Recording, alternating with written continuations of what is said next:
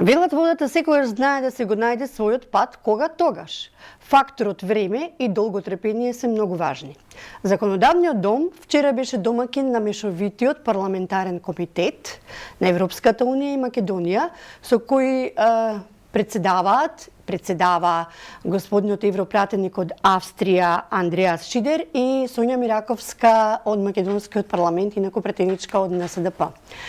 Тие на крајот од овој заседанието донесоа еден документ, јас во раце го држам документот, тоа е препораки.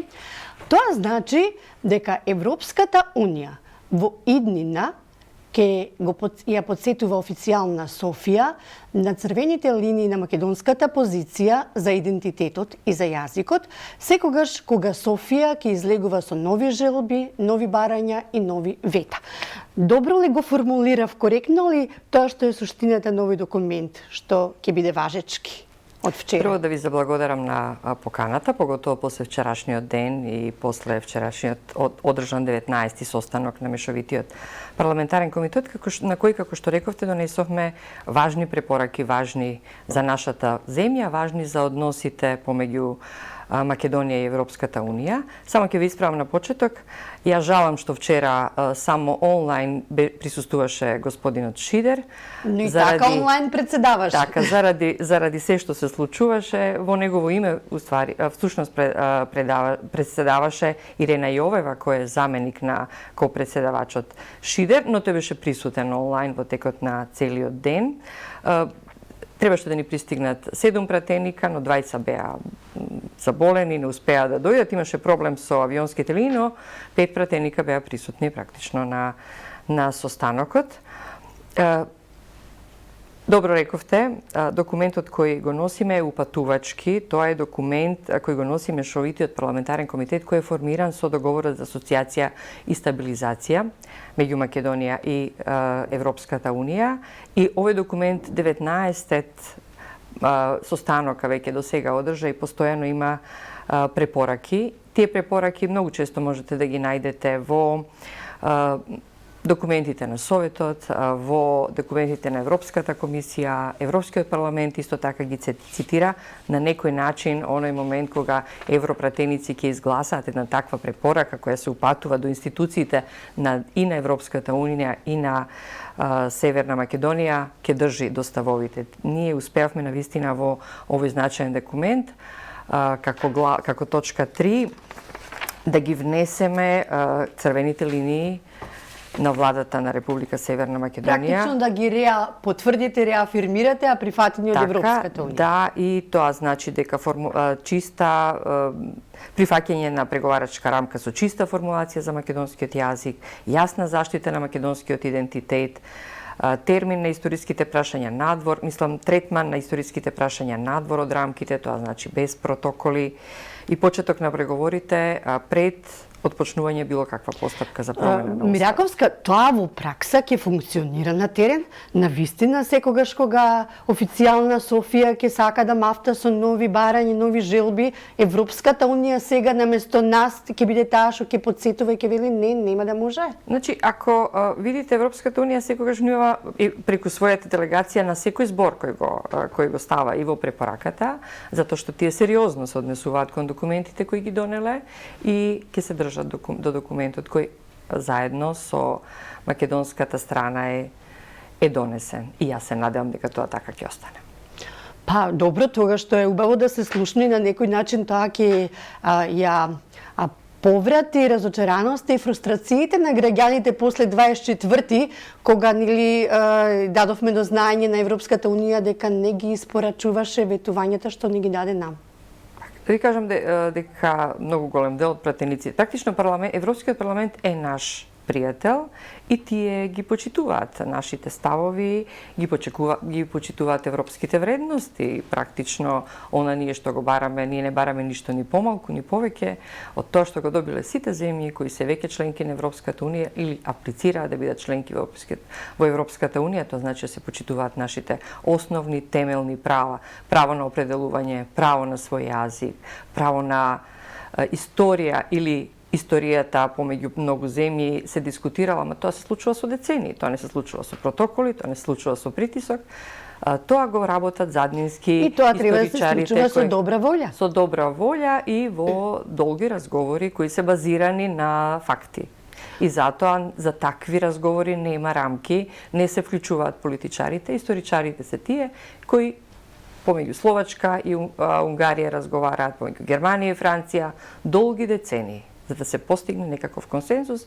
И целата идеја на Европската Унија е да се оди напред. Ако сите се враќаат кон историјата, знаете дека сите земји меѓу себе во некое време војувале и тоа значи дека никогаш нема да постигнат една таква заедница која ќе биде посакувано место за земјите кои сакаат или се веќе членки. Овој документ или оваа препорака, речеме сега, седмата сила може да ја препознае како момент на една активност на парламентот во рамките на една досега невидена собраниска дипломатија. Значи, паралелно со дипломатијата на државата што ја води, веројатно сега ќе треба повидлив да станува и парламентот во оваа дипломатија, раскажувајќи ја македонската приказна кај своите пријатели во Европа. И после повеќе години парламентот ќе има таква акција, значи ние планираме почести средби и во Страсбург и во Брисел и тука со нашите колеги кои се дел од делегацијата во Мешовитиот парламентарен комитет, но и оние кои се дел од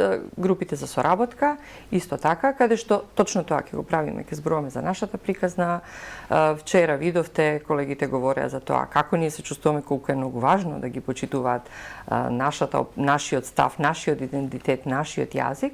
И тоа, само тоа може да биде единствен пат и начин како ние ќе влеземе во Европската Унија. Да, во таа делегација го видовме и евроамбасадорот во Македонија, господин Дейвид Гир, потоа го видовме нашиот пријател Илхан Чучук, кој што постојано во разговорите и формални и неформални ги реафирмира и застапува ставовите на нашата држава, и една млада господица кој што вие вчера спомнавте, кој председаваше во отсуство на европарламентарецот Шидер, тоа е македонка кој што живее во незините родители се македонци, таа е родена во Словенија. Родена во Словенија. И европратеничка таму. А вчера пола од состанокот го водеше на македонски, постојано се грижеше дали збори добро македонски, но навистина збори добро.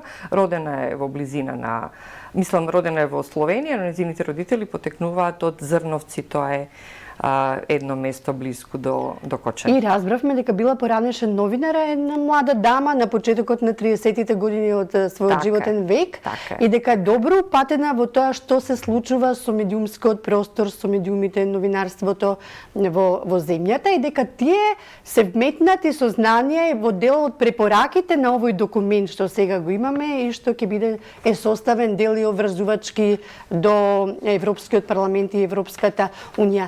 На кои други пунктови се осврна вашите колеги пратеници и какви се нивните оценки за тоа до кај сме ние?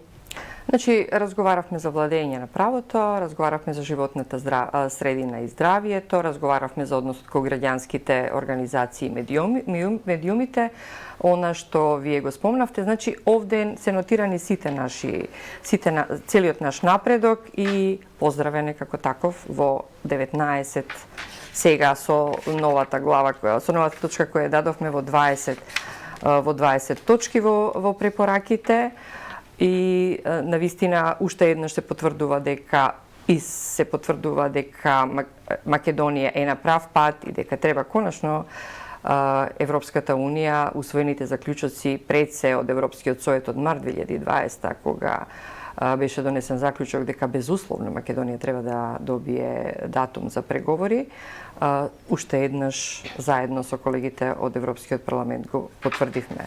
Македонија е на прав пат, ама Македонија и не е се розово, па тоа и го потврдија и вашите колеги европратеници, осврнувајќи се на реформите во судството, осврнувајќи се и на затворската политика, односно сместувачките капацитети во затворите, осврнувајќи се на почитување на човековите права и слободи. Сето тоа ќе се најде не само во овој документ, но предпоставам во годишниот извештај што Европската комисија ни го препраќа нам, односно на парламентарците во Македонија, за да го ратификуваат и да се држат по тие постулати.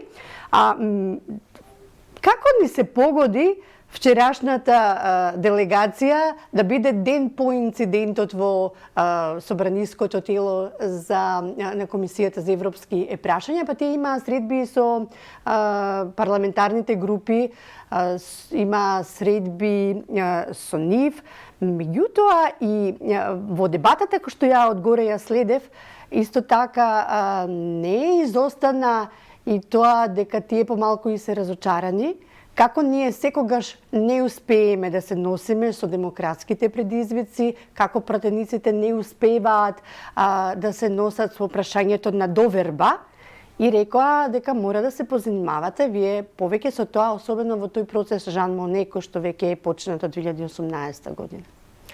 И јас навистина жалам еден состанок кој го спремавме ние пола година, токму се случи ден после инцидентот во собранието. Велат цело е кога има се.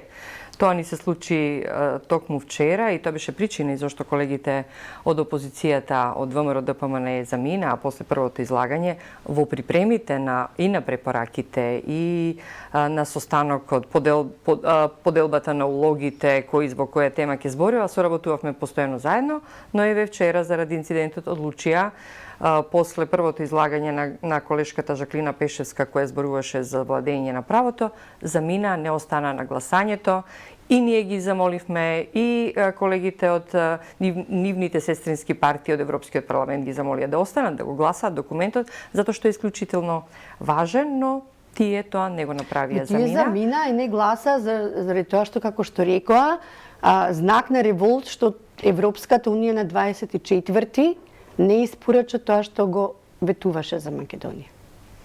Сите ни изразивме жалење и тоа малку поостро до сега за се она што се случи, но тој пат треба да го продолжиме. Ако гледате дека Европскиот парламент и најголем дел од пратеничките групи и од пратениците се наши пријатели, тогаш да излезете и да си отидете не е упатно и не е добро, но тоа е сепак одлука на опозицијата. Во тој момент можеби и малку поемотивно се делуваше.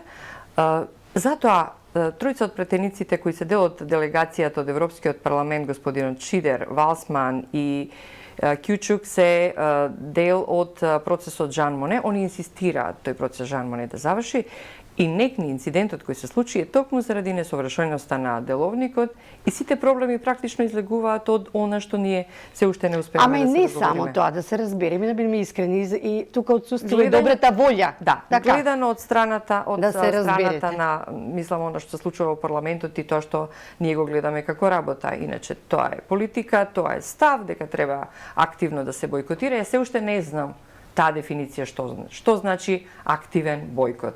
Да влезете и само утврдување на дневен ред да трае цел еден ден, мислам дека е малтретирање и за нас и за нив. Но еве, одлучија така да работат, но ден пред Мешовитиот парламентарен комитет, она што се случуваше на КЕП, уште еднаш покажа дека ние мораме да седнеме да се договориме за правилата како ќе функционираме во парламентот. Јас спомнав и вчера.